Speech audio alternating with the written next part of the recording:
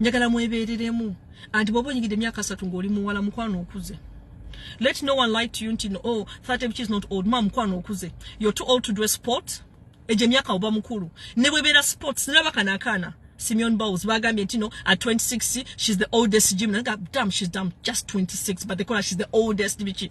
Walwe emyaka egimu sports wise 30s oba mukuru. Emipira oba kyasobola kudduka ezo misinde ojja kubona abona injury. Yes, sport chijo okola ngoli mukulu apart from basketball benda banti ba basketball abakulu. Yeah? But it's not a very, very physical sport. Telinga gundi zino no football okuduka kisawe ukiveno pakeri no chiduka. Geza kokola sports esinga you can't. Then name emirimu egisinga girimu age eligibility. There's eligibility based on age. So they ask you how old you are when you're applying for jobs. There are jobs they won't give you ngoli mukulu. So age does matter.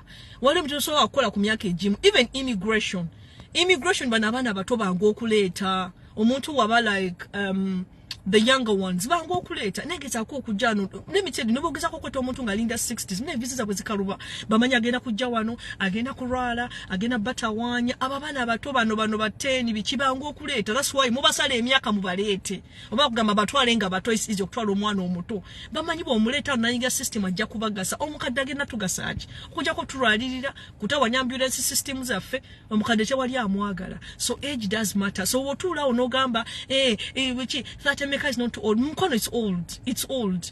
Even the potential suitors tebakwagala. Boyingira satu obo okuze. Zentunulya bu video wange ruli like 5 years ago nga jojo ngana linyija. Kasichetegera ndaba zina nkuze sichetegera nga fine. Kasta nkuze ngalina wentuse. Sagala kutuka myaka egimu ngogamba ntino bichi. 30s oba mukulu aba 40s boba tulene once tebafita wanya tujja bogera ko olulala. Bwe nayingira 40s nja kubanzi kakanye. Waliwo ebintu ebyo olina okwachivinga.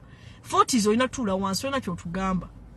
Olina okuba waliwo emyaka gy'otuukamu ng'ebintu ebimu olina okuba ng'obikozeeko kuzaala. Kati fe abawala, these things are relative based on your sex. Abawala 30s oba mukulu. Abalenzi ne bwatandika family in their 40s, they are okay. Men can even have children at 50, they'll be fine. Gwe mukazi you want, ogenda muzaala mwana.